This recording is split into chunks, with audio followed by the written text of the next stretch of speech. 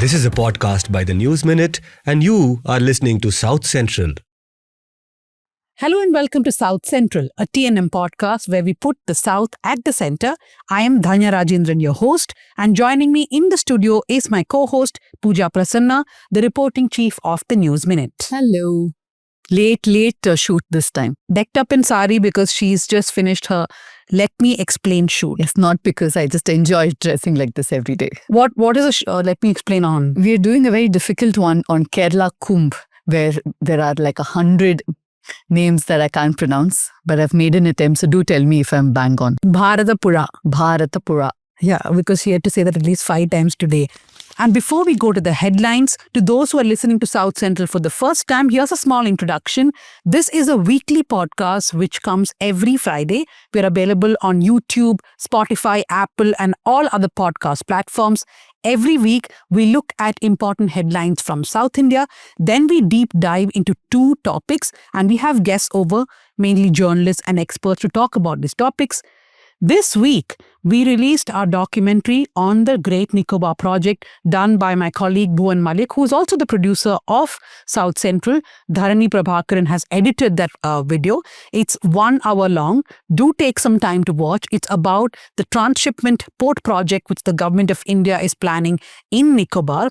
Bhuvan delves deep into what this will mean for the ecology of Nicobar, which is a pristine rainforest, and also what it will mean for the tribes who live there, which is the Shompen and the Great Nicobaris.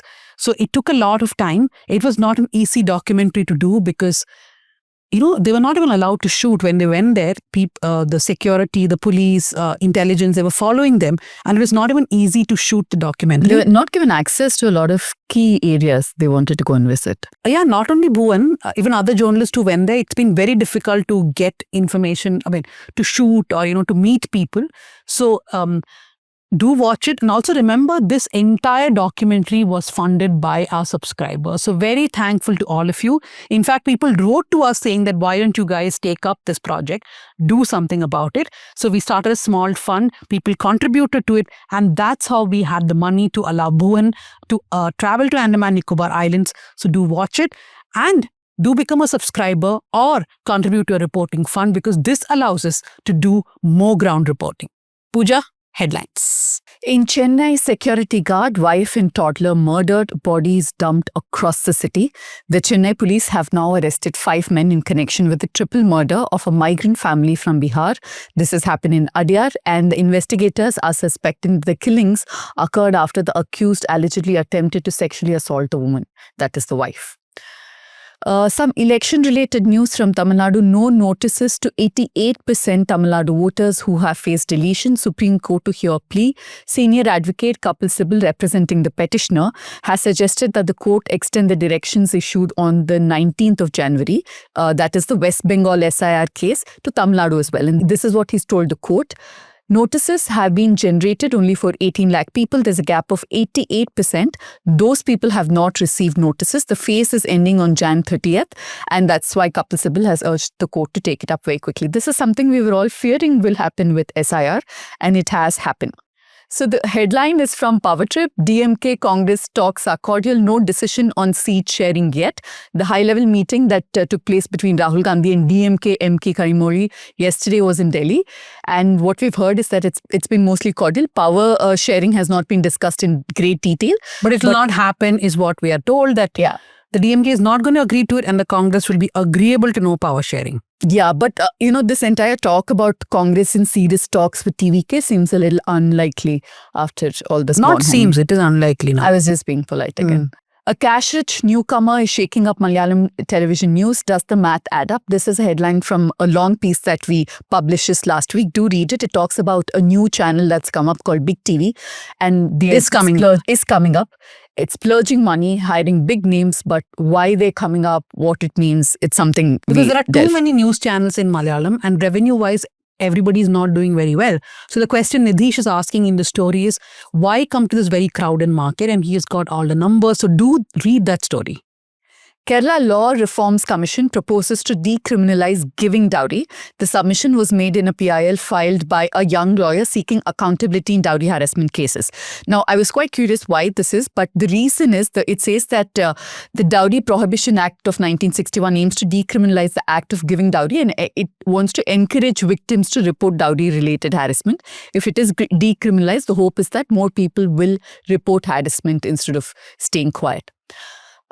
Kerala Budget 2026 hike for ASHA workers, major outlay for welfare pensions. The Kerala State Budget has announced a hike of 1,000 rupees in monthly honorarium for ASHA workers who've been protesting for months on end now. Anganwadi workers will also receive the same hike in payment, and Anganwadi helpers will get a monthly hike of 500 rupees. It's far less than what they have been asking. And it comes too close to elections for people to take this quietly, but Take this seriously. Take this seriously, but also this is a very interim budget, right? Because elections in a couple of months. So will the next government continue is the question. Moving on to Karnataka, we have never tapped phones of governor, says Karnataka Home Minister.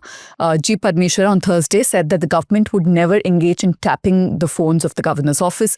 This, of course, he said in response to allegations made by leader of opposition, R. Ashoka, who accused the government of tapping the governor of Karnataka, Thawar Chand Gehlot's phone. Of course, just before this, we'd seen a lot of drama in assembly when the governor refused to read most of the speech that was given by the cabinet. He just walked off by reading 2 lines.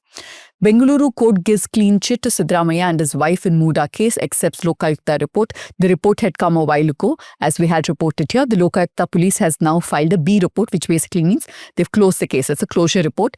And this after the court said that there was insufficient evidence to substantiate allegations of corruption against Sidramaiah, his wife Parvati, and his brother-in-law Mallikarjun Swamy, and the former landowner J. Devraj. Good news for Sidramaiah in case he is going to step down as chief minister. At least this case, he's got a clean chit from the lower court. And good timing as well. He could get a small extension using this. Phone tapping case, this is Telangana. Now the Telangana Police SIT to probe KCR.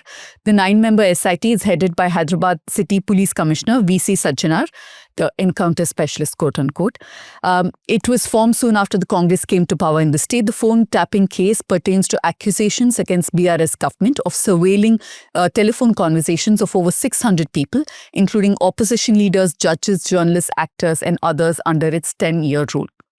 Medaram Jatra, stage set for Asia's largest tribal fair in Telangana. The stage is set for Samaka Saraka Jatra, which is called as the largest tribal fair in Asia.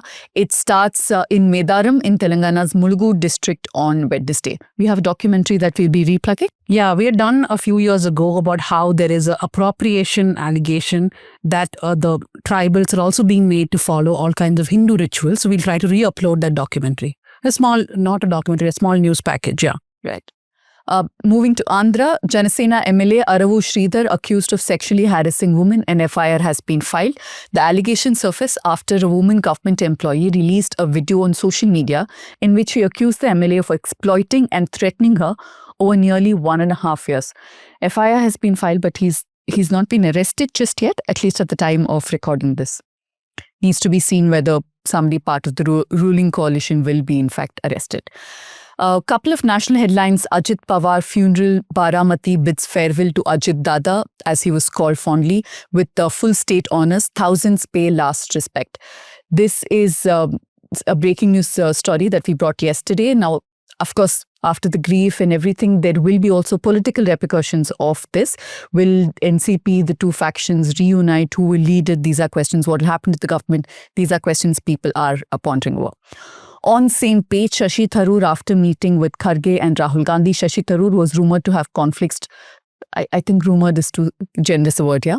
To have conflicts with the Congress after he supported Operation Sindoor, launched by BJP-led union government as a response to the Pahalgam terror attacks. So he's released a picture, all three of them sitting and smiling at the camera and saying all on the same page. So hopefully this puts an end to will Tharoor move to the BJP controversy at least the next 1.5 weeks. Yeah, I don't know. Okay, so that's it for the headlines.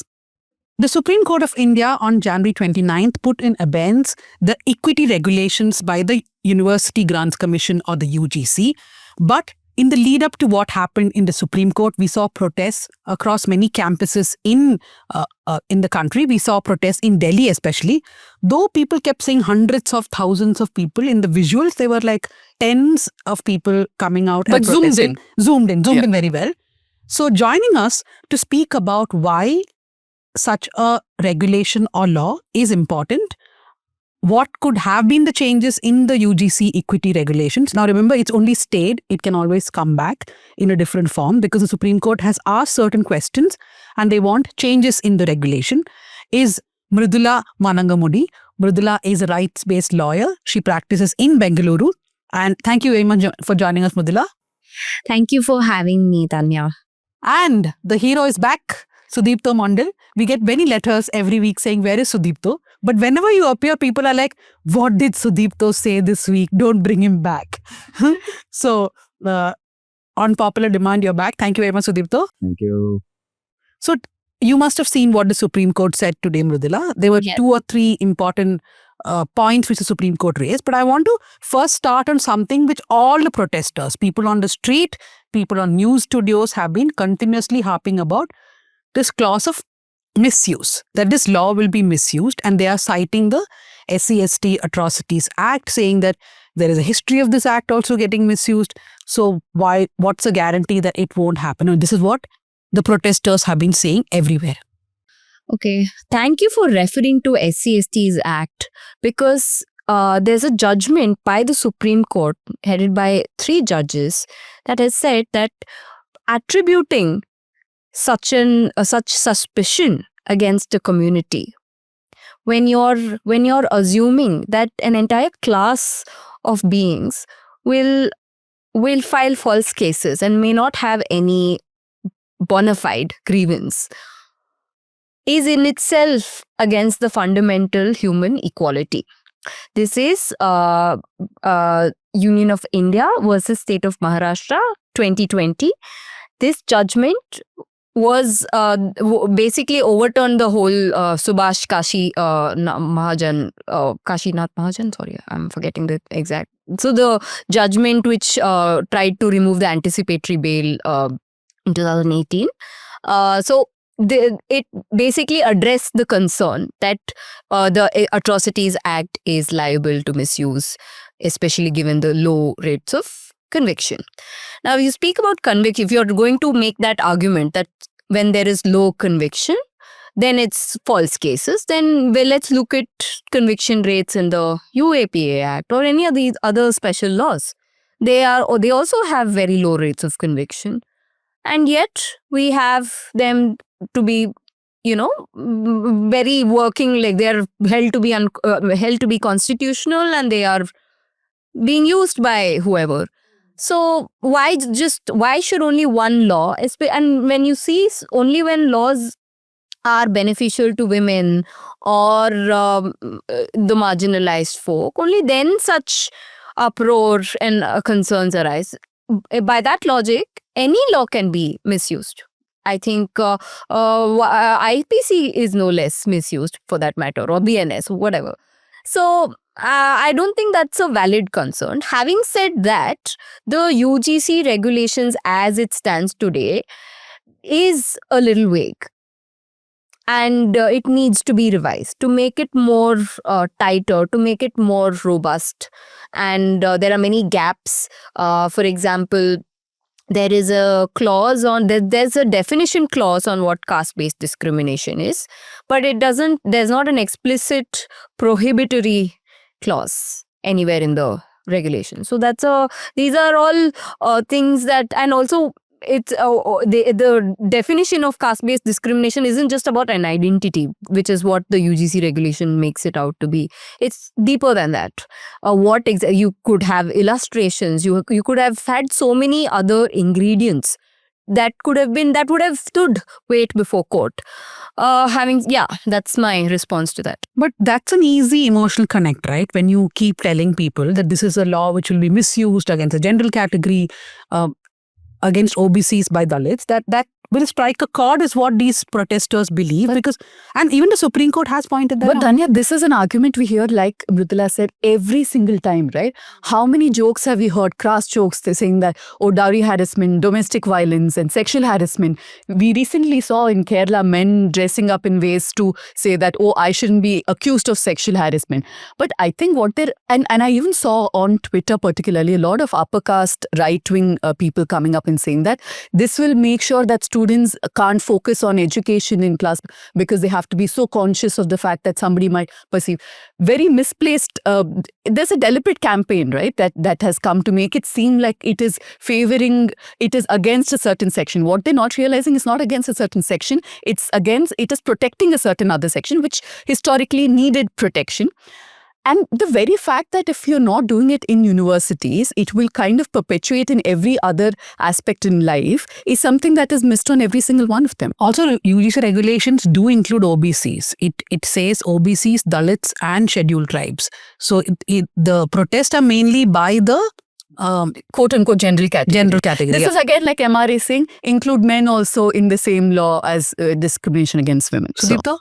So I look at this as the latest in a very old tradition of denialism, and I believe that this emergence of the SC and ST categories as a separately protected category from all other categories of people in Indian demography is a project that started in the year 1919, when Ambedkar appeared before the South Borough Commission. And that was a time in which Muslims and Hindus were fighting for their piece of earth, saying that give us our land, give us our rights, our political rights. The communal award was what was in question. At that point, Ambedkar enters the debate and says, hey, wait a second. There are Muslims, there are Hindus, that's a separate question. For them, perhaps it's a question of sovereignty. For us, it's a question of dignity, human rights, existence. And that the British should consider while they're considering this post-colonial phase of India. Because this post-colonial imagination started immediately after the British Crown took over after 1858.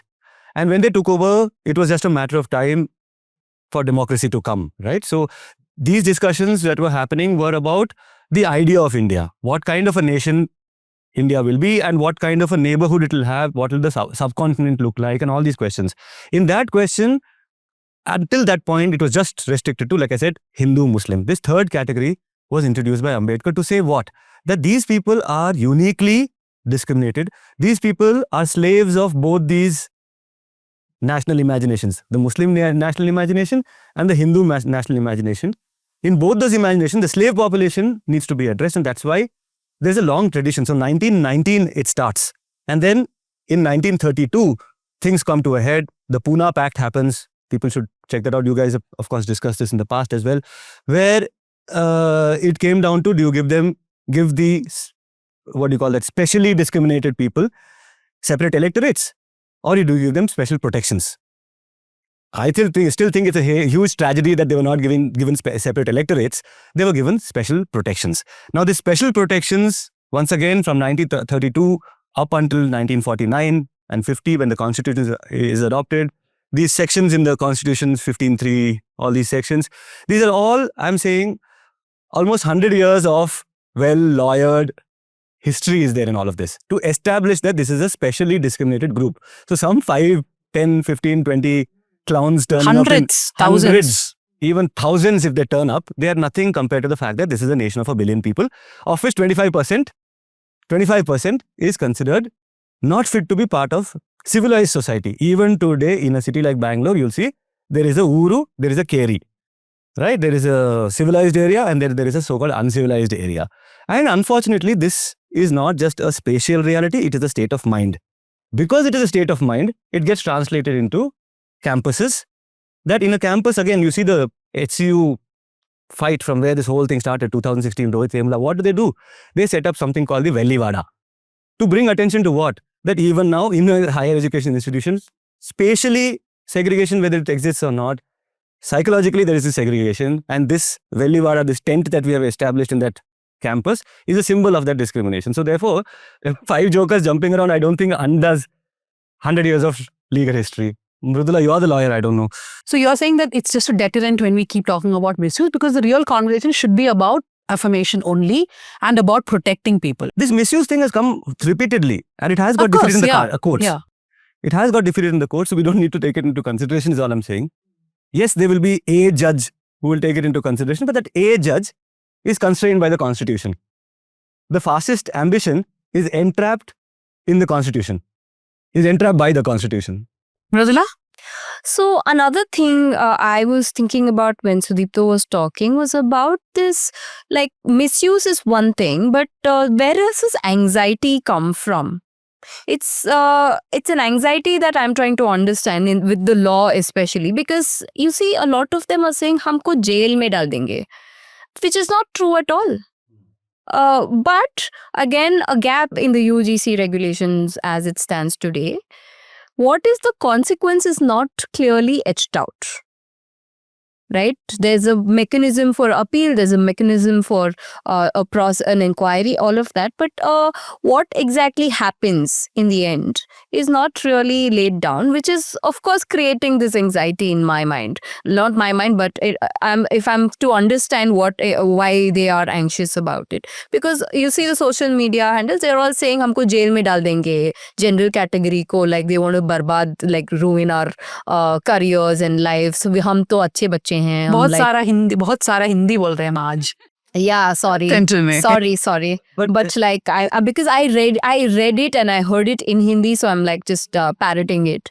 But they say that we are very very they'll ruin our careers, our good reputation. They're calling it reverse discrimination. Exactly, reverse discrimination, right? So what is this anxiety of just bare minimum accountability? The max, in my opinion, that can happen out of a process, say someone's, that they'll probably be asked to write an apology. That's all. But, like you mentioned, Sudipto, yes, there is still physical demarcation of spaces, yes. But in a lot of spaces like universities, maybe, that has evolved into a much more sophisticated way of discrimination. Absolutely. Here, the fear is that will be acknowledged and there will be apologies made, and that barrier, it could be psychological, it could be that power play, right, will break down. That is where the fear stems from. So then the court needs to ask itself, is that valid? Is it valid? Is it a valid concern to hold in a law, a protective law, a beneficial law, unconstitutional or whatever, right? That's something, but then again, I wish the regulations had spelt out the exact consequences.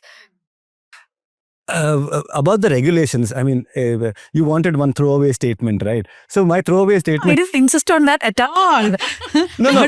But please be my guest. I insist on it now because here's why. For future, here's why we'll get told for this episode. Go. No, but all I'm saying is that, it is so bad that it is either a result of some malice or incompetence. A great deal of it. This UGC thing. Either it is malicious. Why do I say it is malicious? Because at a time when we're talking about Dalit rights matter, you're talking all lives matter, right? So therefore it is, to my mind, malicious also, but maybe it's a result of incompetence. Why do I say this? Because some of the people who are associated with this entire pushing of the Supreme Court, pushing the UGC, are not necessarily casteist vigilantes. They are perhaps even well-meaning people, but who do not have an immersion in the anti-caste tradition. As a result, they see everything as, oh well, SC, ST, OBC, minority, LGBT, women and all of that, and you can go on. And my point is not to say that these are not discriminated groups. I do not take their discrimination into account with any sense of resentment or contempt. I see it as an extension of the social justice program. If you remember, in the morning I was talking to Dhanya, we were talking about how the liberation of the most oppressed results in the liberation of the least oppressed. So here, SC, STs being the most oppressed, their liberation through this or through any other legislation will eventually lead to the least oppressed being also liberated. And in this, I do not want to point out in this, let's say, when you're talking about women, queer people, Muslims, OBCs, I'm not trying to grade. This, I'm not trying to do because it's an exercise that still needs to be done. In the case of SC, STs, their marginalization has been established through research, through law, through data. The relative marginality of women, of LGBT people, of Muslims, of Christians, of OBCs needs to come through similar processes. And this question about caste discrimination opens up all these other questions. Because what are all these other questions in the end of the day? They're all a result of what we call Brahminical patriarchy, of which I suppose all of us, 4 of us, are victims over here, right? In some way or the other. So that is one thing. But consider that this anxiety word has been used many times, no? We should actually now sit back and like smile a little bit, because who are the people who are anxious right now? The Raitas and the Trads are fighting. They're giving themselves away, actually. Yeah. No, but Raita Trad, remember that whole thing? The Raitas are saying that Dharmendra Pradhan is a fool. He should be kicked from the back. Well, I think this is all match fixing. Huh? Yeah, of course. Politically, I Yeah, think there is Politically, I some think it's match. fantastic. Yeah. I am very happy to see that the BJP is fumbling for an answer. No, but the No, I Supreme don't Court think has they are. come as to the rescue of the BJP, Yeah. right? Basically, you've Don't stayed count the on it. regulations. No, but the BJP will now have to, see, the government will have to represent itself in court now. Are they going to say that, no, we are against SC/STs? I dare them. No, but I'm saying the regulations also include OBCs. It's not a huge risk for the government that way. See, OBC is, yeah, Mridula, you're a lawyer. This OBC question. So, see, How's this? I love how you're throwing her under the bus. No, I'm not throwing you under the bus, but as a lawyer, if you can set the context for this OBC question, how do we see the discrimination of OBCs? They are a separate category from SC/STs. What is the And law? in many cases, we do see that OBCs are the oppressors. I want to give you an example, okay? If you've heard of this case called BK Pavitra, right? It was a case that adjudicated upon service law. Basically, it's promotion in service and how consequential seniority, and promotion reservation in promotion should be looked at. And so that's what the judgment was about. And this law, and there was actually an act which was challenged before the 2009. There are 3 BK Pavitras, and that one of them basically said this law, which is granting promotion, reservation in promotion, 2002 Karnataka law, has to be scrapped because it's not based on data. Then the Karnataka government did a study.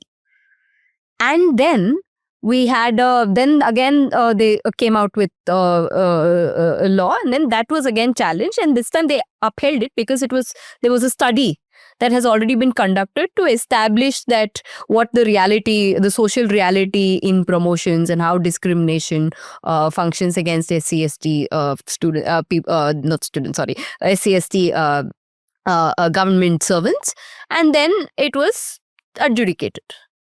So now, when the court says this, when a group is, it's been, so basically what I'm trying to say, like Sudipto said, data has to support, if you're making a law, and even the 1989 Atrocities Act, it didn't come out of thin air. Exactly. It has always come from a study. So I feel if OBCs are, if there is a study on OBCs and it can be established in exactly what kind of discrimination, because again I'm seeing a difference between what the SC/STs go through and what the OBCs, because OBCs in some parts of the country also control resources, okay, and control significant material resources, and again that can also be used to discriminate the SC/ST. So and like I said, they're also the oppressors in many cases. Yeah, but again, that's not a clear thing. It's vague. It will be useful to have a study, is what I'm saying. If I could cite an anecdotal example, many years ago, Sidramaiah had said there was a demand to include Kurubas, which currently are in the OBC category, bring them to ST category. At that time, he had taken a firm stance saying that in my own lived experience, we're talking about data, which is important for lawmaking, but he said, in my own lived experience, I know for a fact Kurubas did not face the historical discrimination injustices that STs did. The background to this was that there were several constituencies where Valmikis and Kurubas were neck to neck, and they wanted the same kind of protection. He had taken a stand saying, I will not. Of course, it's very tragic that now he's done a complete turnaround. He said that I will not allow Kurubas. In my own village, I know Kurubas did, discriminate against people from the ST community. So that is one lived experience there. I want to just say that in the case of the OBCs, like Mridula was saying, a lot of data is missing. What are their chains made up of? What are their fetters? What is holding them back educationally and socially? Is that the term? Socially and educationally backward is how OBCs have been described. So we are yet to understand their chains fully, is one point. And also consider this thing of them being dominant, I feel that they are far more socially dominant than they are economically dominant.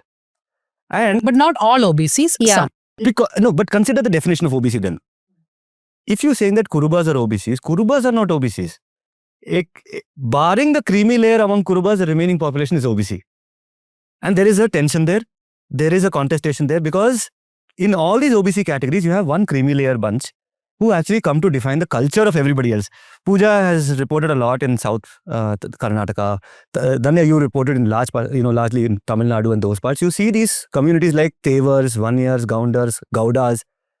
In our imagination, I'm also perhaps, I should say that I was also perhaps wrong in this description where we describe them as landed dominant. But the fact of their reality is that a majority of them are not that landed, are not that financially dominant. All right. Is this a landmark moment where we have to now change how we write also in the News Minute? Because 2 years ago, we decided on writing as landed and dominant. I just saying that, remember we said that we should make spectacular mistakes and learn from them perhaps, and I think making a spectacle out of our mistakes is important because it brings attention to the fact that these are not settled questions. These are not settled questions. Okay, I just, an example, Dhanya, you might remember when this whole voter scam issue was happening, some of our young reporters went to rural parts of Karnataka, Nelamangala and all of that, and they were surprised to see Gaudas living out of hovels, living out of huts which are not even pakka. And then we had to, explain to them that, listen, Gaudas are not the people who you see, those 5 real estate fellows who you see in Bangalore. There's a huge... Or Reddys. Karnataka Reddys I'm talking about, yeah. So therefore, I think the class question, the internal gradation within the OBCs has to be resolved among the OBCs themselves, because there is as a result of neoliberal policy, so many other things, there has been the emergence of a creamy layer among them. That is a new reality. And the old reality, the ancient reality of India is what? That this is the most mobile section of the population, which is one day they are Shudra, next day they can also be Kshatriya. And the day after that they can again become Shudra. It depends on winning and losing wars and in the present context, elections. But I think that just the generalization came from the fact that they were on top of the feudal pyramid, and that kind of stereotyping continued. Okay, about OBCs, this another question comes. Okay, if you're going to club them in this anti-discrimination framework as all discriminated people, despite whatever caveats I may give in terms of, well, there are sub-populations, large populations among them who are not doing very well and all of that, they still consider themselves better than SCs or STs, and they can be in a position where they discriminate, oppress, exploit SCs. In the case of Rohit Vemula, we did see certain OBC students being part of that mobilization against the SCs. So this question, how will it resolve? I don't know. That's where the social and economical discrimination comes in. Yeah. So I wanted to also add that, see, the main worry or concern and anxiety with these protests are also seeming to be like, we are also vulnerable. Everyone wants to think of themselves as vulnerable in some way. So I'm not challenging that. I don't think that's contestable. Sure, everyone is vulnerable in one way or the other, but who gets to transfer their vulnerability and pain to, whom? Who finally bears the brunt? Yes, for example, someone from a particular strata of the caste system is probably probably bearing the brunt from people above them. But do they get to pass it on? Is the question. Now, I'm not saying the general category people, they might be vulnerable in some way, but they should ask themselves, like, who finally bears? That's something they may also not be aware of because of the enclosed way structures of caste. So that's an important thing, that we acknowledge vulnerabilities, but people should ask themselves, do we have adequate means of overcoming vulnerabilities, and who doesn't? And also, who's at the bottom of that pit of trickle-down effect of... So I think we should not miss the whole political aspect of this. It is not just something playing out in courts, right? We are seeing in the last 3-4 days, there is a mobilization on the ground. Now, I was unfortunately watching a few television debates in which lawyers kept citing this case of this Vishnu Tiwari. He was somebody who was in jail for a rape case for 20 years in Uttar Pradesh. And after spending 20 years in jail, they found that he's innocent, and he's come out a few years ago. we've had several cases. Remember, Karnataka, the Andhra man Pradesh, who we was- have had cases. We have had a lot of No, cases recently like the that, right? Mysore man who was accused of murdering so his that wife. is the example that is being cited across, right? Now, same thing happened in Kerala 2 weeks ago when that woman who shot the video of this man called Deepak in the bus, Deepak dies by suicide. She should be booked if he did not do anything and she was simply shooting a video. All that police will find.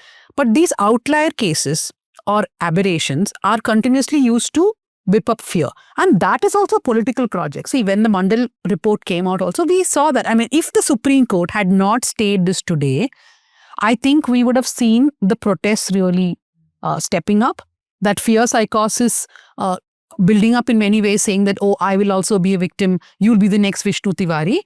And that was the political. I think the BJP found itself in a big soup. But to add to just address that, I think what is outlier for some communities is the norm for others. Yeah.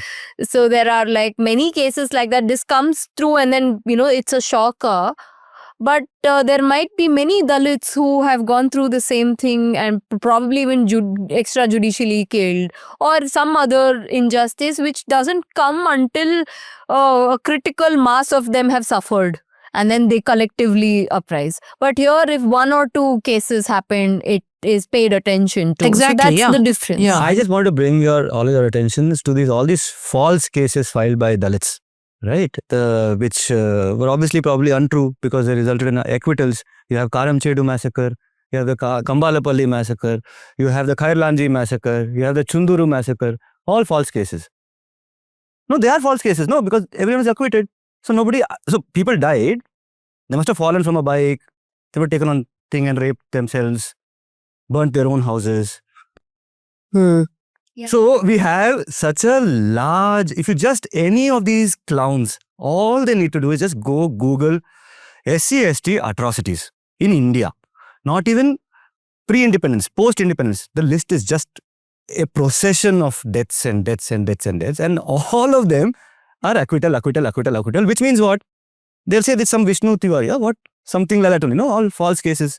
There's also this thing, there is a crime, but there's no criminal. With women and Dalits, this is quite often the case that there's this entire movie which I keep referring to, No One Killed Jessica. There's a crime, someone's shot and then nobody is, Held accountable. So another thing about No one privilege, killed Saujanya. Yeah, exactly. Still No yes, one killed Saujanya. And also this thing about accountability, it's a grade. It's like it's on a scale.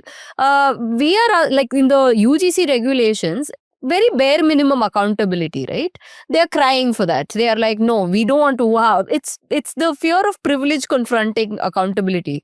And then when it comes to a grosser, violent thing, that's like they'll condemn it then. But they don't see how there is like a subtle grey area where a lot of casteism, a lot of hatred is condoned on a daily basis where people are dehumanized. And then finally when something gruesome happens. I don't know. I feel like in the last 2-3 years, people have even stopped condemning, very violent acts against Dalits, women, because even that is very polarized, I feel. They don't even feel a necessity. I'm not talking about politicians, right? Because they occupy a certain place. They have to do it because it's a necessity. But for a lot of these foot soldiers, I think it's par for the course now if somebody is killed or there is violence. I don't think they're It's apologetic. all about the social location of who's killed and who they first wait to In see. fact, they will even, when Gauri Lankesh was killed, for example, they even justified it, right? There are so many things that These justify are it. slightly different examples, I feel. There is one slogan that I'm reminded of in that HCU campus. I can't find the exact words. It was like, they had built that Vellivada and the slogan was, if you touch the Vellivada, the whole village will burn. Okay. Now consider the hot potato kind of situation that the BJP is in. This whole judiciary, all of this entire bureaucracy is not able to explicitly say we do not want SC/STs to get protection. And I suppose that is a measure of the power of that constituency also. The fact that you can go after a left activist, you can go after a Muslim. I feel like it is not possible in today's time to really antagonize Dalits. And again, I say this also because if you see 2014 was when Modi came to power, right? We were all part of this repackaging of Modi. From about 2010 till about 2014, there was this huge thing. Till 2016, Modi is blemishless, and boom, the whole thing comes apart when Rohit Vemula happens. And no other movement before or after has managed to embarrass them, has managed to push them to fumble for an explanation.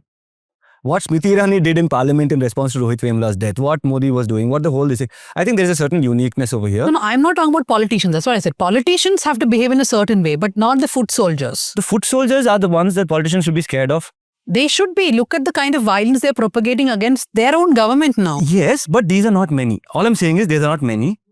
And that is why the government has a hot potato, because they realize that this is again my experience from having reported in Mangalore and all these places. These Bajrang Dal, Sri Ram Sena, all these feral organizations are finally in the end of the day 100 boys, 150. Okay, the population of Dakshin Kannada is much larger than Thousands that. and Thousands and lakhs of people live in Dakshin Kannada. But coastal then Karnataka, they will have the silent endorsement of a lot more. And that's what is... Beware as may. Yeah. And here, I think that's the same problem. And Dhanya is saying that there are 10 people protesting on the ground. On social media, that number grows up to say 100,000, because it's easier to sit at home and, be... and those 100,000 will have the silent endorsement of a lot of other people. That is a difference here. It's not a And that's what the Mondal fight government is anymore, fearing, right? I'm It's not on saying. the streets anymore. Yeah. It's social. Do you want to say something? Yeah, I want to disagree with Sudipto a little bit because You know I that's a think- dangerous path to no, go down. it's fine. So when he says that he tries to believe that it's power of the Dalits that the government cannot say. I would disagree with that. I would say because they cannot find a moral justification where they can look good by opposing the Dalits. I would say that. I know Pooja's putting up her hand, but I'm going to I love how she just ignores me I when want I to put my disagree with hand both up. of you a little, Yes. because I'll tell you, what I think is it is not about the power of Dalits, or it is not about the moral confusion of the BJP, but it is about them as a vote bank Oh my God, also. you can't do this. Yeah. That's what I was putting my hand up for. No, but that's I'll what is just the give- power I'll I'm just talking about. explain No. why. Huh. Of course, there is a moral justification problem because, if you do atrocity against a Muslim But or when has this Christian, government cared they are, about they moral are outside justification? your umbrella of Hindutva and your social engineering, right? Dalits, that way, they want to include in this larger umbrella. Therefore, they cannot behave the same way when it's a Muslim or a Christian, exactly the same with Dalit. But the other thing is the 2024 election, if you see, what was the biggest hit for the BJP? It is this rumor spread by the Congress that there will be there's an amendment to the constitution and that reservation somehow will be reduced for the SC/STs, right? That spread like wildfire, such wildfire that Modi and Amit Shah themselves had to explain from stage to stage saying that no, we are not doing that. So this is, one is the vote bank itself. And the second, like you said, I do agree with your point of the moral responsibility. But in one way, all this put together does give them some sort of power. No, I don't think this government cares about moral responsibility or how you will morally No, explain with that something they won't beyond the because point. they're promising that I feel they just can't. So I think I'm more in agreement with what Dhanya stole from my head. Because if you see on the ground, the BJP and the RSS has been silently working in bringing Dalits into the Hindutva fold, and they've been successful in a lot of places, in small portions nonetheless. So that is the project, I think, that so-called unification, the farcical unification that they talk about, that project will be hit. That's their only concern. I don't care. The optics and all, they don't care about. I think they're beyond that. And I think in this, if this is true and if this power really does exist, it's a lesson for the entire bunch of forces which are arraigned against BJP's fascism, Hindutva, vagera, which is that the key to unlocking this empire, to make it crumble, actually is caste. That Hindu unity can never exist as long as caste exists as a contradiction. That is something that the BJP understands better than all of us, I suppose, in this secular, left, liberal spaces. One of the things that I suppose has been the biggest failure of this anti-Modi mobilization is not taking into account this one thing, the fact that caste is the undoing of Hindutva. But I think that the problem here is this. We imagine caste communities to think and function homogeneously. That doesn't happen, right? For a lot of people, their immediate enemy is in somebody in the village, some caste in the village. They are willing to accept Hindutva into their household rather than this person of a certain caste. So, Mridula, I want to just bring your attention to one thing the Supreme Court has said before we go to closing comments.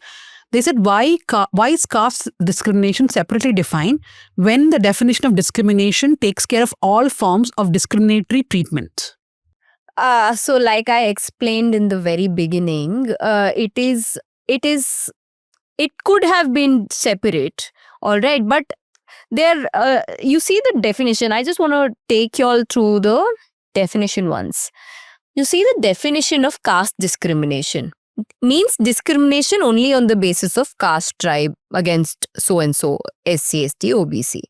But if you see discrimination, it's a more robustly defined thing, saying means any unfair, differential, like they're a little more broader. They've added a little more substance to that definition, and I think they're referring like this distinction, right? It's a little bit, I don't know, like in one place you're adding only identities and saying any discrimination against these people, and in the other place you're like broadly defining. It is a little bit of a it's not a contradiction exactly, but when everybody is getting discriminated and you're defining caste, it should be a specific thing. You could have added more substance to, that's my sense of it, that you could add a little more substance to why caste-based discrimination is different from mamuli discrimination. What would that element be?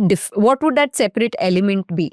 And you see, discrimination also says on grounds of only religion, race, caste. It includes that. And in the caste-based discrimination, only certain identities are protected and there is no rationale.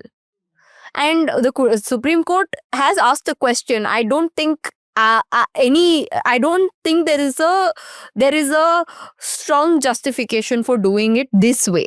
They'll have to make alterations to that. They will have to. Sudipto, I want to just end by asking that there is a Rohit Vemula bill in the anvil in Karnataka. What are your thoughts on that? That's a very broad question. Am I positive, hopeful about it? I can't say that the Congress as a party, as a whole, will come behind this and stand. Because the Congress is not one Congress. Yeah, the Congress is many parties in one party. Okay, that is my biggest fear with something like the Rohit Vemula Act. It is a party which has, on many occasions, not delivered on the social justice question. So that is a matter of concern. And, it is a party which is, for some reason, very spooked very easily. They are not known for taking tough positions, stands, ideological stands. Their stands are always, most often, a result of the winds. They're shaped by the winds. So that is my great fear about this Rohit Vemula Act. Now that this controversy has erupted in the UGC thing, I don't know what kind of lobbies will start playing. That said, there has been intent. There has been intent, at least on the part of the few people with whom the campaign has been in consultation. You have the law minister, H.K. Patil. I was kind of paying attention to the kind of deliberations that were happening, and he came across as somebody who was quite educated in social justice law. So that is a source of some hope. Priyank Kharge is somebody who first started talking about the Rohit Vemula Act about, I think, January last year. He picked it up. I understand that Rahul Gandhi also is a votary of this thing. So therefore, what is becoming apparent is that this, on one side you can see it as a positive. Oh, Priyank Kharge, who is the son of the Congress president, is talking about this. Rahul Gandhi, who is the de facto head of the party, is talking about this. It can either be seen as a positive, or you can see it as something which is a little worrying, saying, hey, the top leadership is talking about it. How come nobody else is talking about it? You have a person like a Revanth Reddy, whose ideological moorings are not yet clear. You go visit Hyderabad, some very disturbing things are being said about his ideological commitments, right? You have somebody like a Mallu Bhatti Vikramarka, who is a Deputy Chief Minister of Telangana, an alumnus of the Hyderabad University campus, familiar with the details of the Rohit Vemula case and all of that, not making the right kind of statements, noises. He did meet with a delegation recently, led by Radhika Vemula. But this is what is a source of worry for me. I do not entirely trust that the Congress is committed to this question of social justice. To that extent, I feel that there is a bipartisan consensus between the BJP and the Congress when it comes to caste also. while on one side it is something that they always try to muster around, but it is also one of their biggest contradictions because both these parties are in the end of the day led by Savarnas. But I think because Rahul Gandhi has been very committal on at least he's been talking about it. He has to now show that words matter because you have got Rahul two Gandhi, governments. now I'm getting a little impatient with Rahul Gandhi because, he says all these nice, cute things, and cute, no, because I find him very cute and, this good looking man, and all of that and all of that. He's got this oomph thing going, men for men and all that. He's a man's man, all of that, very, Hey, he's cute only, man. he's cute only, all of that. And, he's see, that way, Modi is not ugly. No, I didn't say man's man. I said men for men. Like the no, men he's ugly men. If looks were the only thing, I'm not talking only about, I'm talking about appeal, okay? So he says all these nice, progressive Did you things. just say Modi is not ugly? Modi is not ugly, he's kind of good looking only. Okay, now go on. Why does Rahul Gandhi look appealing? Because in addition to being just traditionally with good looking whatever, he also says these right things. But But will he do the right thing? Yeah. Doing the right things, I don't know. He's rarely, if ever. Mridula is just like trying not to smile or trying not to breathe. rather. Smirk. She's Yeah. trying not to smirk. Anyway, thank you very much, Mridula and Sudipto. So Kerala is going to polls in April or May, and in the lead up to the elections, we are seeing fast-paced developments over the last few weeks.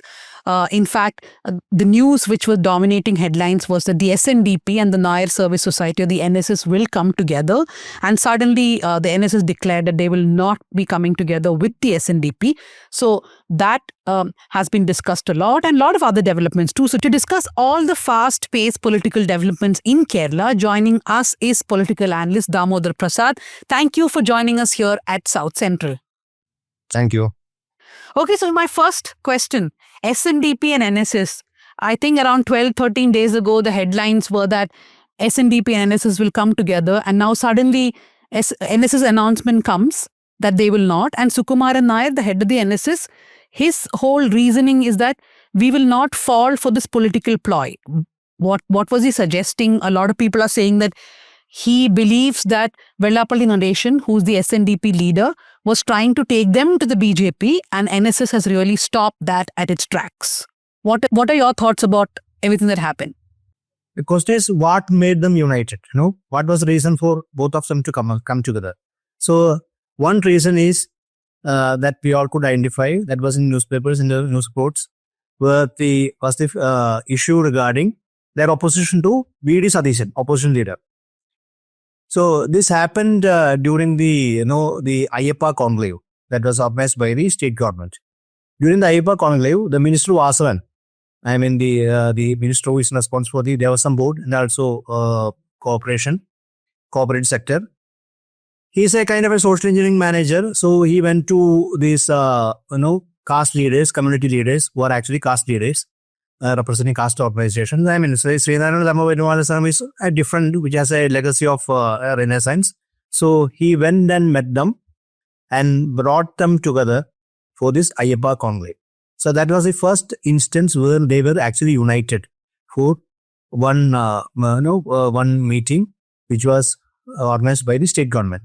So it is all for the interest of the state government of the LDF government, Pinarayi Vijayan's government.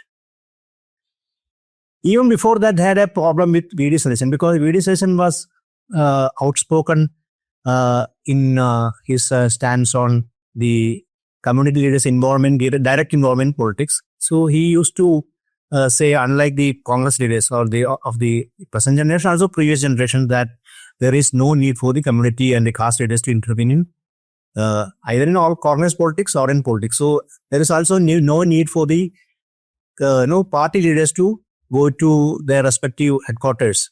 It is in Perunna and Vellapalli Nadesan's house in Kanichikulangara, and visit them and propitiate these feudal lords. So Satheesan was outspoken on this. So in this case, both Vellapalli and Sukumaran Nair was agitated about Satheesan's stance on community and caste leaders and their role in politics. So separately, and they had come out against Satheesan. Now, using this as a ploy, the LDF government tried to unite them in the context of Ayyappa conclave. after that, Vellapalli narration on a everyday basis, on a daily basis, was spreading, vitiating the atmosphere, spreading hatred against the Muslim community, and also very saying it as an criticism of Muslim League was spreading hatred against the Muslim community in Kerala, and also against Malappuram, where we have a large population of Muslims. So this was going on a regular basis. NSS fortunately did not join in that kind of hate campaign, but hey, NSS had a problem with Muslim League, which also is an issue with SNDP, because NSS stand on economic reservation is opposed to the stand of SNDP, which goes by the constitutional provision of a reservation for the backward communities, and also League also subscribes to that question. So NSS had a problem with Muslim League. Vellapalli narration in this point of time was against Malappuram. He was campaigning against what we can call as a Malappuram phobia or Islam, also Islamophobia. That was also another reason for their coming together. Their stand against the Muslim League. Muslim being the key partner of the UDF. And you also have to see the context in which the CPM secretary and the CPM, all the top leaders of CPM are also campaigning against the Muslim League, and also A.K. Bala, who is a central committee member of CPM, who also said that tomorrow if UDF come to power, the Home Ministry will be held by Jamaat-e-Islami organization, which is an indirect reference to Muslim. It's an indirect reference that a Muslim will be in charge of the Home Ministry. So when if you combine all these things, this was the basic reason for all of them to get united. It was after that, Vellapalli narration and Vellapalli sent a message to Sukumaran Nair, through the media, of course. And later on, Sukumaran Nair, NSS General Secretary, appreciated this and also invited Vellapalli narration to have a discussion. And Vellapalli narration, instead of going there by himself, he told Sukumaran Nair also to media that BJDS leader and the vice president, BJDS president, his son Tushar Vellapalli, and also the vice president of SNDP will be dispatched to send to Perunna, NSS headquarters, to have a discussion with Sukumaran Nair. At the same time, he also expanded his coalition.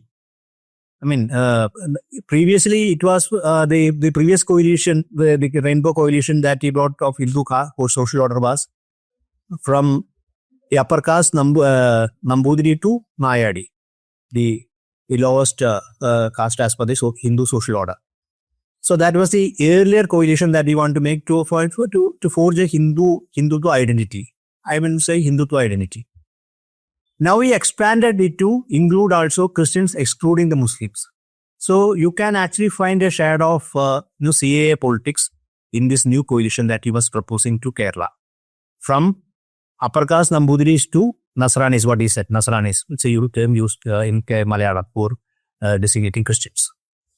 So that was the coalition that he proposed. So that coalition, the CPM thought that this kind of social engineering, actually this kind of social engineering is a the BJP is very much interested in this kind of social coalition. They have been trying this kind of social engineering elsewhere in northern states and also even in our neighboring states. So now when this coalition was proposed, none of the CPM top leaders came out against it because they thought this social engineering may in effect be helpful, beneficial for the CPM in the elections, as proved in the Muslim. Because the same CPM was also in a way, in their rhetoric, was also targeting in a way Muslim League and through that Muslim community also.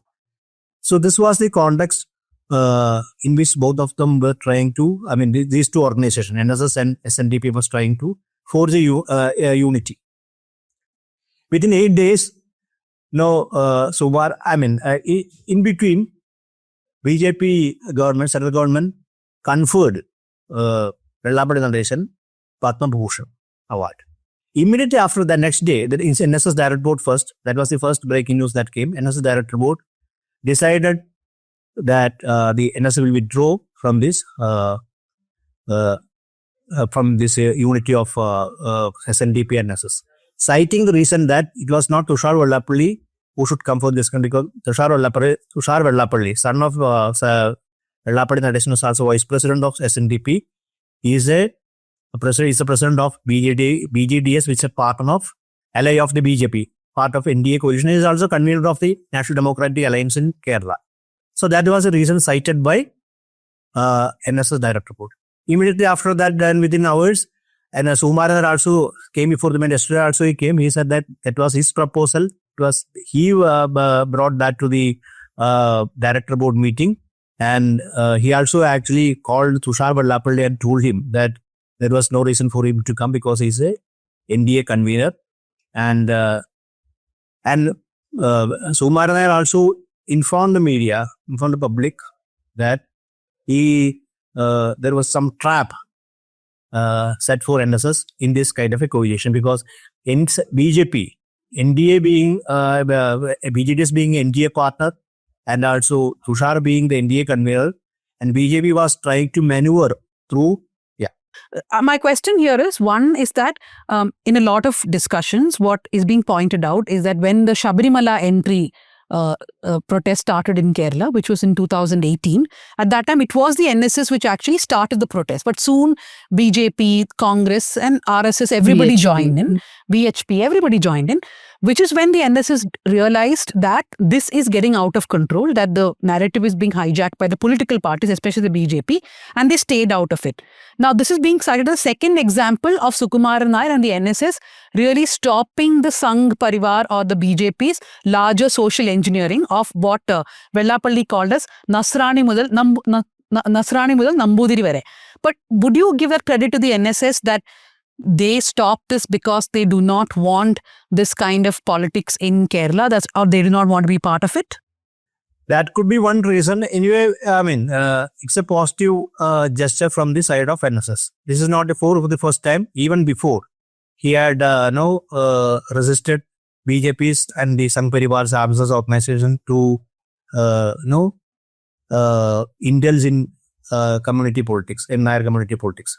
But NSS is resisting BJP for a few reasons. One, NSS thinks that the Nair community, many of the Nair the BJP in Kerala, a large number of Nair community is involved in BJP politics in the leadership level, also at the secondary leadership, also in the local leadership, more than Irva community, I think so. So there is a chance that BJP may take control over the NSS organization. NSS on one hand is a community organization, on the other it's a social entrepreneurship organization also, because running large number of schools, it has its own budget, it has its own paraphernalia to manage, all those things NSS. So NSS is little bit wary that BJP will take over the organization, will control the organization through other means. So he was a bit hesitant about engaging with the BJP. He also, as even before, when Suresh Gopi visited NSS headquarters, went to visit NSS headquarters. That time also Sukumaran opposed it. But at the same time, a few months back, last year, not for a few months, last year, he welcomed Shashi Tharoor, when he visited NSS. So even though Sukumaran Nair is personally has come out against Sadishan, he has certain interest with the Congress party. And some of the leaders also of the Congress party are also very close to Sukumaran Nair. They call him Manichat. So I think that relation still exists. So he has a warm relation with those Congress leaders within the Kerala leadership, like Chenithala, except Sadishan. So I think NSS would like to go with the Congress rather than with the BJP, because NSS has no outside Kerala interest. That is another thing. Outside Kerala. But in case of Vellapalli Nadeshan, SNDP may not be having outside Kerala, but as a business person, Nadeshan or his son may have an extra outside Kerala interest. And the other thing is that he, as we know, So he has an agenda regarding no reservation, which he calls economic reservation, which is against the constitution. But he has never no spoken in any communal way, like Vellapadi Naresan. Though he has come out against Muslim League and particularly against Muslim League and also even against a certain Muslim organization. But he never had such he never spoke in a communal way like Vellapalli so far. That's our understanding.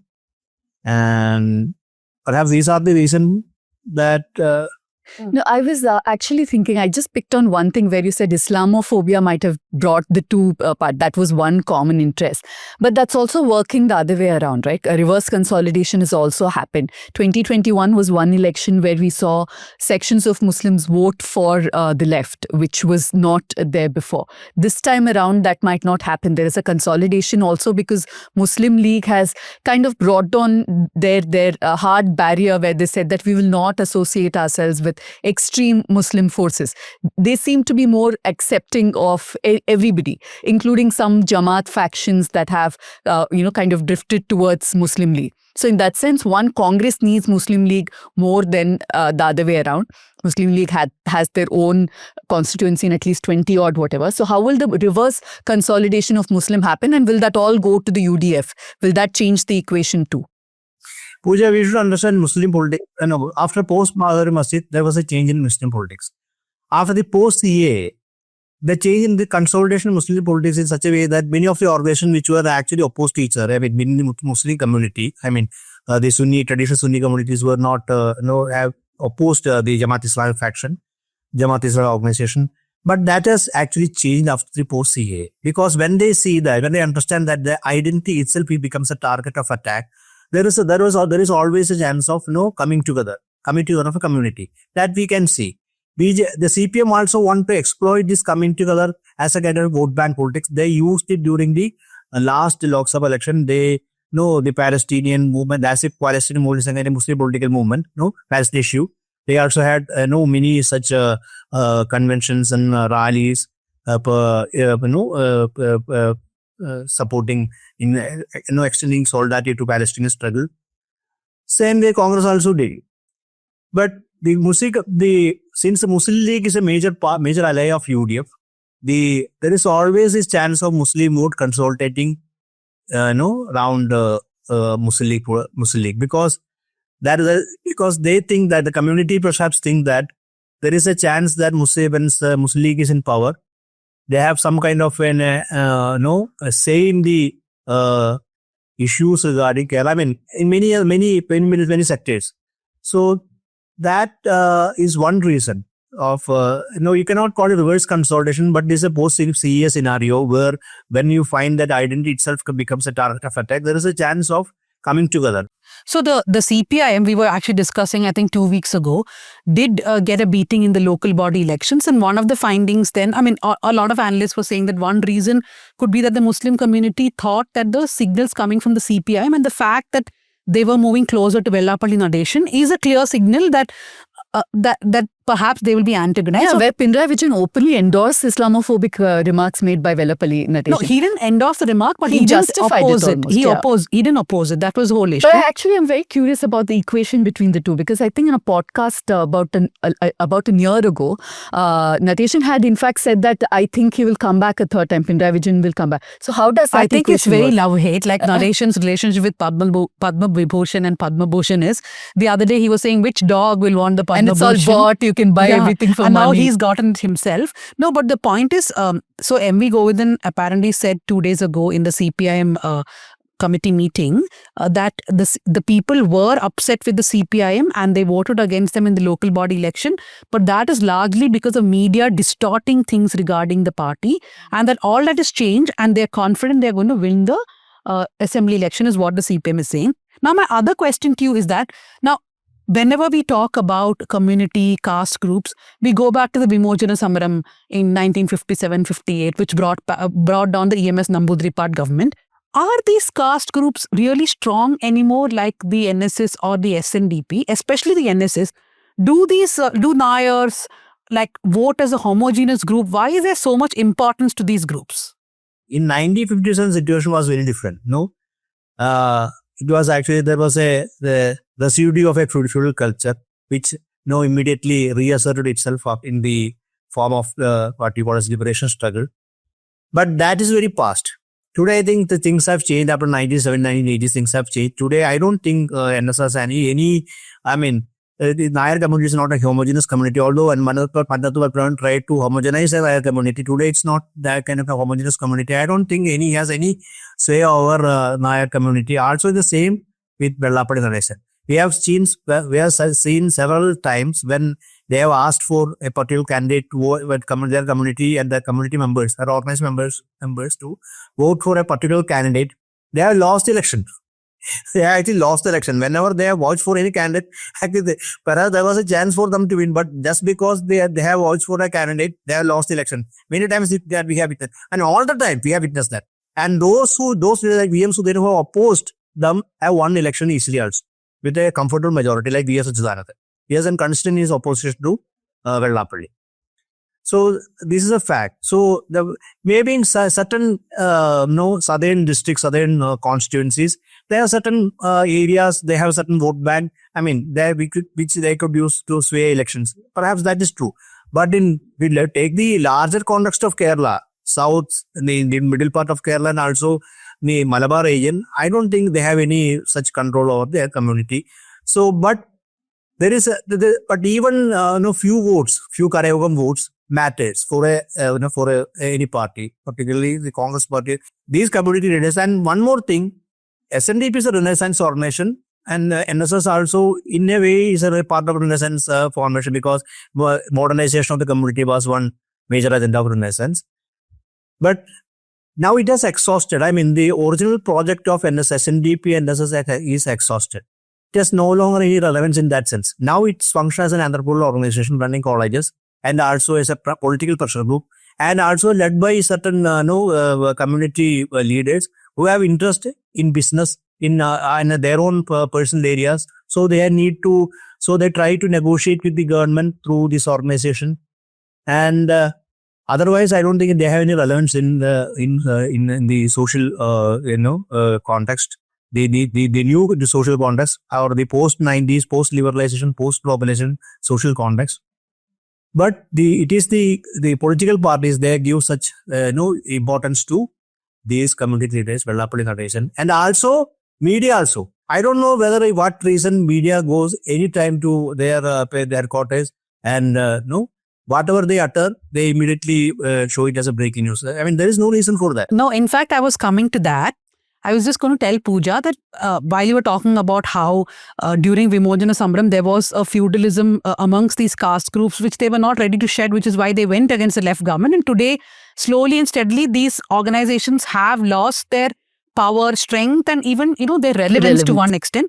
But the media keeps pushing, and including, I was thinking, even at South Central, we are discussing this today. Yeah. Instead, we should have discussed local issues, right? And that's something I feel as journalists, we keep forgetting that elections are not about affiliations and, who said what only, which is about what issues. our coverage a lot of time just zeroes down to, no? Yeah. Though we try to course correct, I think we also keep coming back to that. I think it's because there's so much noise already being made that we can't resist. But of course, that said, it's not.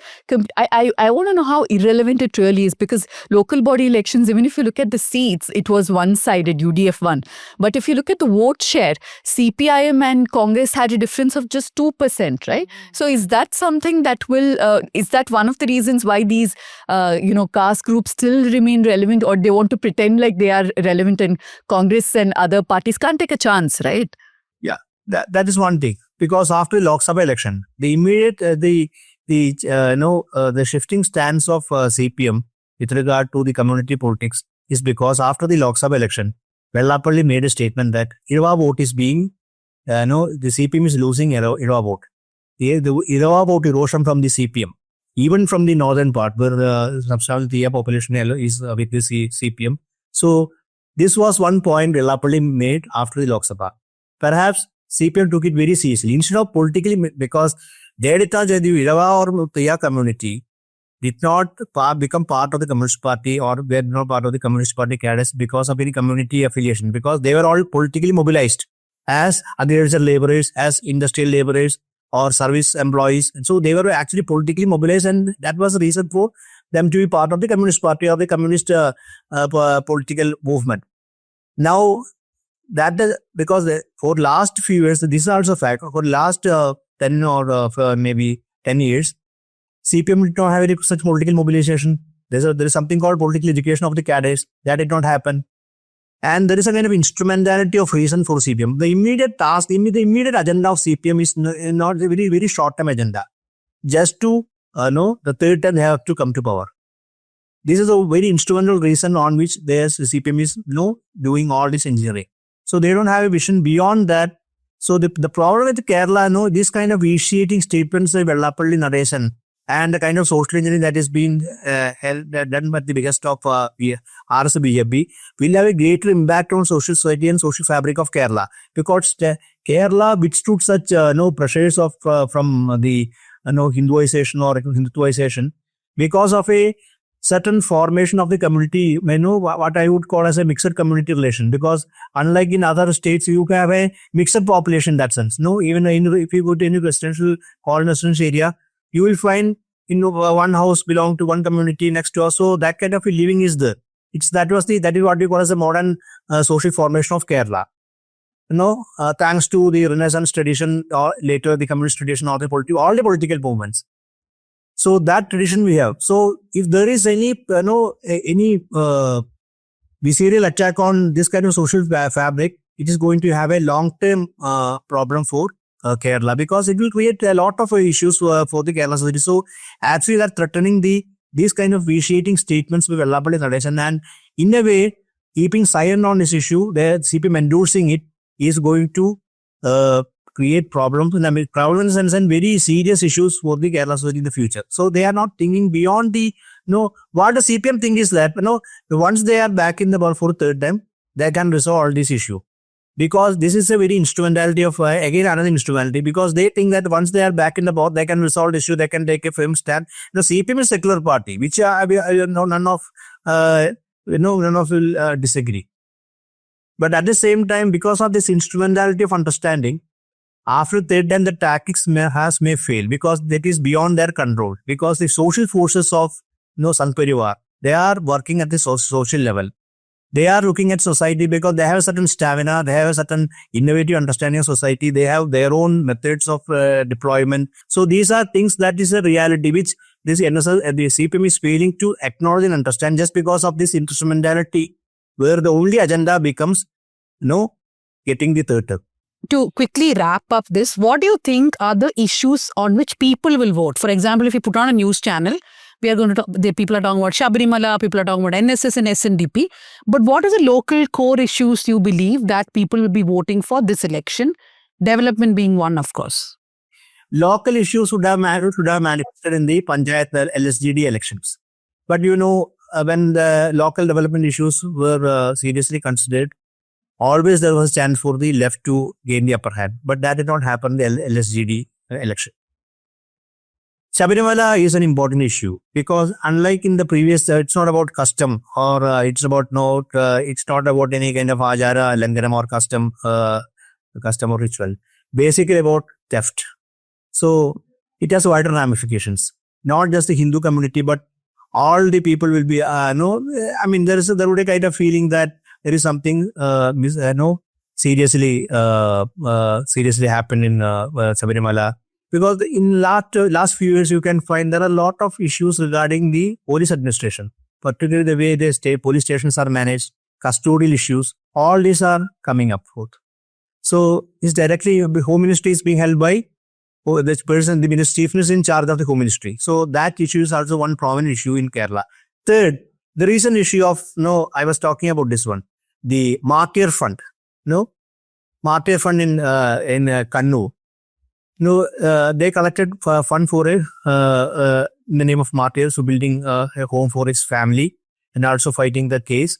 So you find that money being fraudulently misused by allegations against one of the MLAs of CPM by a CPM district committee member.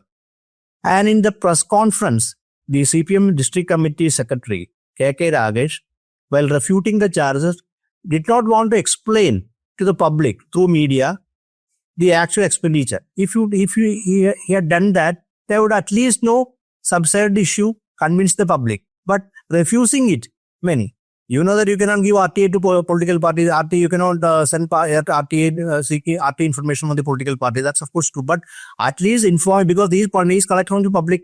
So they have a responsibility to convince the public. This is the expenditure statement. This is the way we have, spend the money. So there is a tallying of all the accounts. So that is responsibility of the party to, impress upon the people. This is the account statement.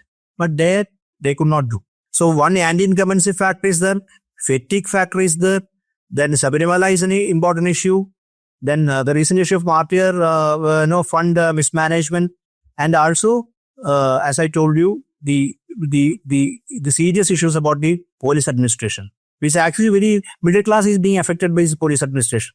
Very prominent issue, but it was they are discussed by the news media, news channels for a long time during that Lok Sabha elections.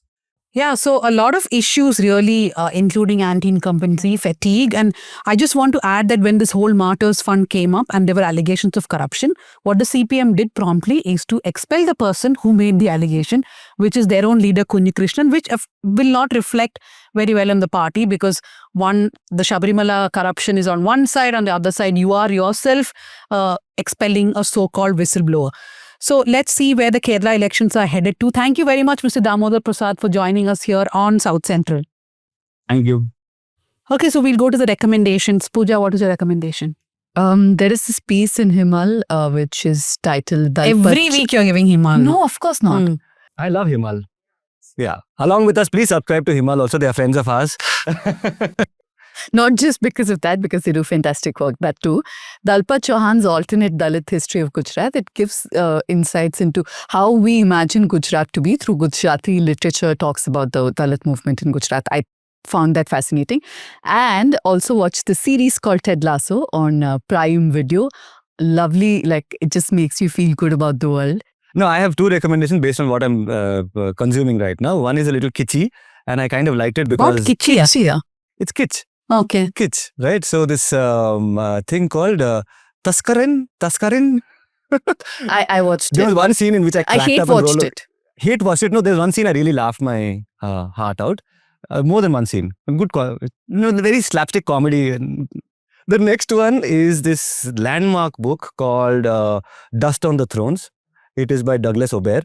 It is about the rediscovery of Buddhism in India. And I'll just give you a little thing, lead in to that book.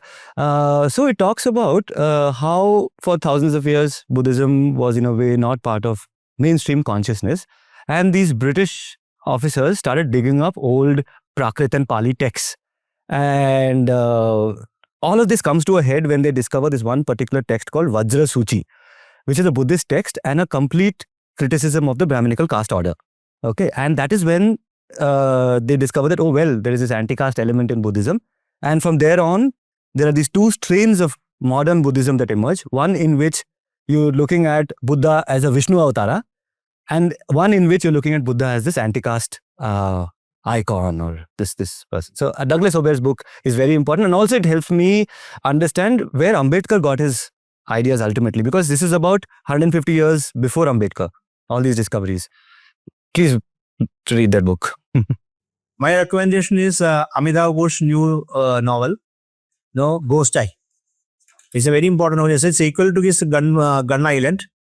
Then two articles I would like to recommend. One is by Rajendran. Full name I would say. It came in in Express Online. It's available online. The link is I can share the link. It's about how Instagram has turned now into a kind of healing hashtag. Basically about the young people using the Instagram for self-healing and how it has actually damaging their psychological state, psychological condition. It's about that and all the stress and all this. They said there's a process of self-healing through the tips and tricks of social media, Instagram, tidbit information. So it's about Rajendran is a psychologist. And another article is also something related to psychology, which is by Adam Grant, how we felt for the narcissistic leaders that came in New York Times last 29th.